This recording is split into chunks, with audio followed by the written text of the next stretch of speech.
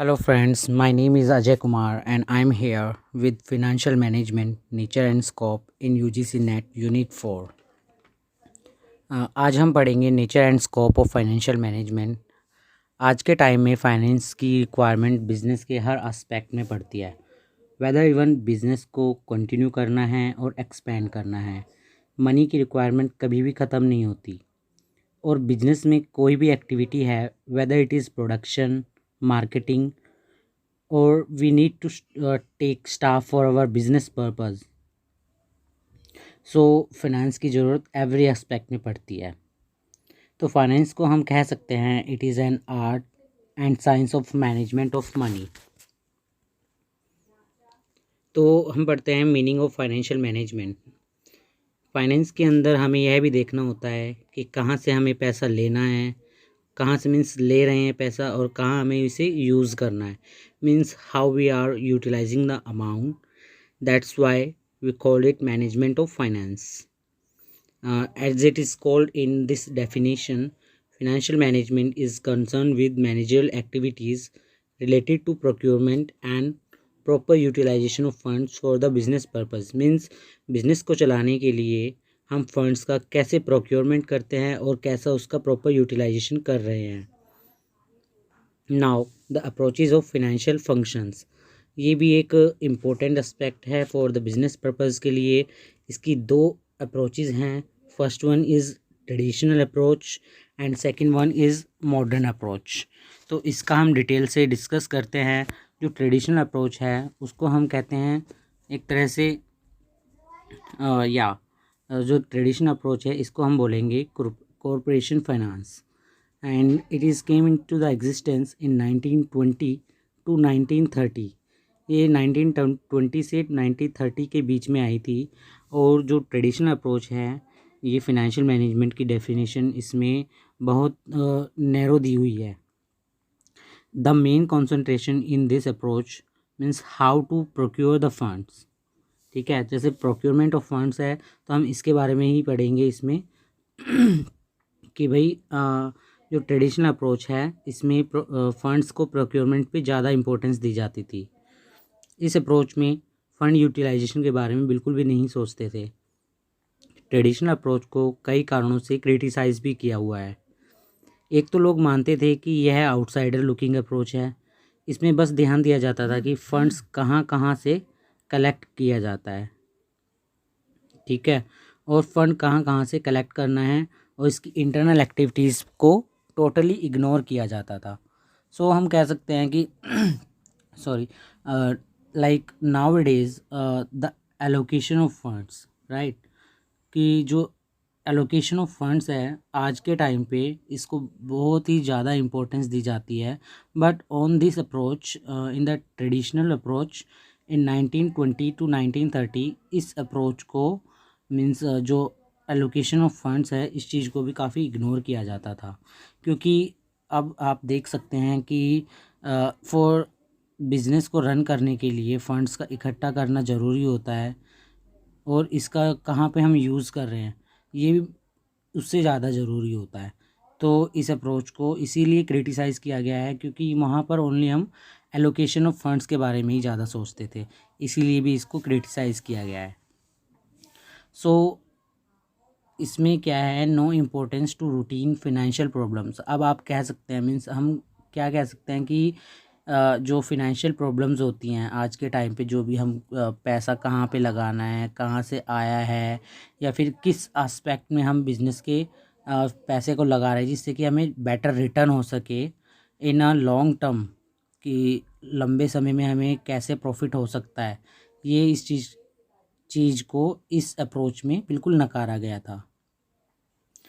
ठीक है, इसमें क्योंकि ध्यान ही नहीं दिया जाता था इसमें इस फाइनेंस की जो डेली की रूटीन्स एक्टिविटीज़ होती थी। Now comes in the modern approach. ये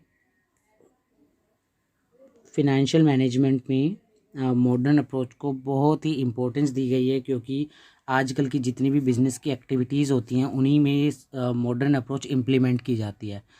अब जब मॉडर्न अप्रोच है तो इसका मेन जो फोकस है प्रोक्योरमेंट पे तो होता ही था, बट इसमें यूटिलाइजेशन के बारे में भी काफ़ी कहा गया है, मीन्स यूटिलाइजेशन को भी काफ़ी इम्पोर्टेंस दी गई है।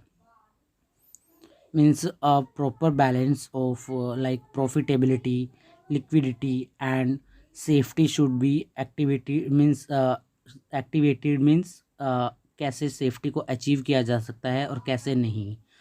फिनेंशियल प्लानिंग भी इसमें की जाती थी, मीन्स इसमें फिनेंशियल प्लानिंग भी की जाती है कि कहाँ से हमें फ़ंड लेना है, कहाँ पर हमें डालना है, मीन्स कहाँ पर हमें यूज़ करना है। It could be in business और securities, fund, debentures and long term assets, long terms loan and जो भी हमारी जहाँ से हमें बेटर रिटर्न मिल सकता है वहाँ पे हमें लगाने के लिए, इस चीज़ के लिए प्लानिंग की जाती थी। Next one is return to shareholders. Return to shareholders का मतलब क्या है कि हमें शेयर होल्डर्स को कितना कितना रिटर्न देना है, and it can be achieved by concentrating on market share. ठीक है, और market price of share depend करता है कंपनी की परफॉर्मेंस के ऊपर। किसी भी शेयर्स का मार्केट प्राइस अच्छा तभी माना जाता है, मीन्स मार्केट शेयर को मीन्स ये क्या इंडिकेट करता है कि जो हमारी नेटवर्किंग कैपिटल है, नेटवर्किंग नेट प्रॉफिट वैल्यू है, या फिर जो शेयर होल्डर्स की वेल्थ के लिए मीन्स इम्पोर्टेंट रखता था काफ़ी सारा। Next one is optimum capital structure. So with the help of capital structure हमने जो फंड्स प्रोक्योर किए हैं उनकी कॉस्ट को कैसे कम करना है जिससे कंपनी की ग्रोथ हो, इसमें ये देखा जाता था। Now the scope and role of financial management. इसके अंदर हमें 4 एरियाज़ के ऊपर ज़्यादा फोकस किया जाता है। First one is investment decision.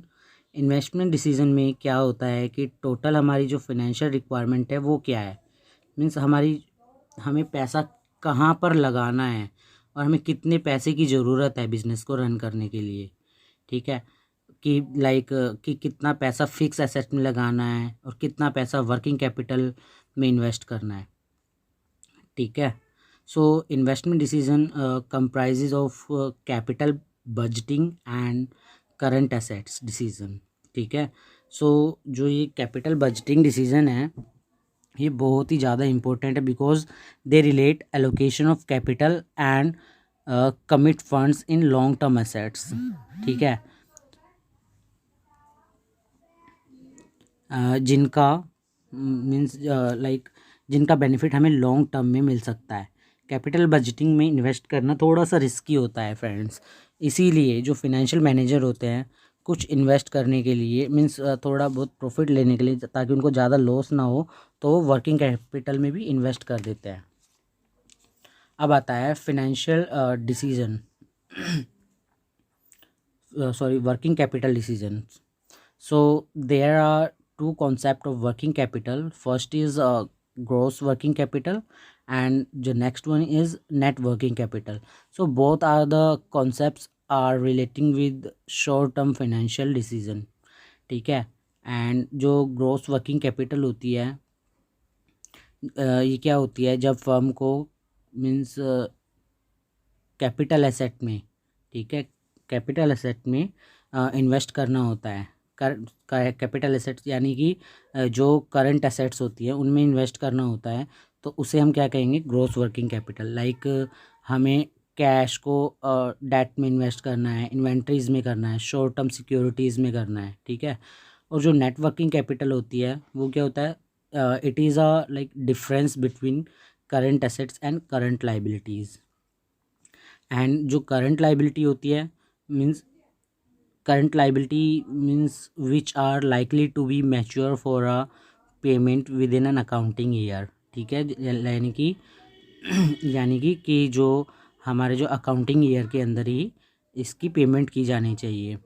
अब जो एफिशिएंट वर्किंग कैपिटल इम्पोर्टेंट होती है क्योंकि जिसमें फ़र्म की लिक्विडिटी बनी रहे, फ़र्म के पास सफिशिएंट वर्किंग कैपिटल होनी चाहिए जिससे कि वह डे टू डे के जो एक्सपेंसेस होते हैं वो पे कर सके। फ़र्म को वर्किंग कैपिटल में इन्वेस्ट इस तरह करना चाहिए जिससे कि फ़र्म को आसानी से फ्यूचर में प्रॉफिट हो सके। Next one is financial decision. So this is also related to raising a funds. इसमें फिनेंशियल मैनेजर क्या करता है कि वो डिसाइड करता है अ, कि कैसे फंड्स को एक्वायर्ड करना है, ठीक है, और कैसे यूटिलाइज करना है जिससे कंपनी के टारगेट्स को मीट किया जा सके। Next one is dividend decision. So such decisions are related with dividend policies of the company. Means ये जो डिसीजन होते हैं डिविडेंड टाइप के, तो ये कंपनी की पॉलिसीज़ के ऊपर डिपेंड करते हैं। इसमें फिनेंशियल मैनेजर जो डिसाइड करता है कि कितना प्रॉफिट शेयर होल्डर्स में डिवाइड करना है और कितना पोर्शन रिटेन करना है। मीन्स कि कितना पैसा शेयर होल्डर्स में डिवाइड करना है और कितना हमें बिजनेस के लिए बिजनेस में ही लगाना है for the running a business. So dividend policy का मेन मोटिव जो होता है वो मैक्सिमाइज द मार्केट वैल्यू पर share. For this financial manager determine the optimum dividend payment ratio, ठीक है, और उसे इन चीज़ों के ऊपर भी ध्यान रखना होता है, जैसे कि डिविडेंड स्टेबिलिटी, कि डिविडेंड स्टेबल भी होना चाहिए, कैश डिविडेंड भी होना चाहिए, स्टॉक डिविडेंड भी होना चाहिए, और हमें कंपनी के जो बोनस शेयर्स होते हैं उनके बारे में भी उसको ध्यान देना चाहिए। Thank you for watching this video. If you like this video you can share and subscribe. We will meet in our next lecture. So thank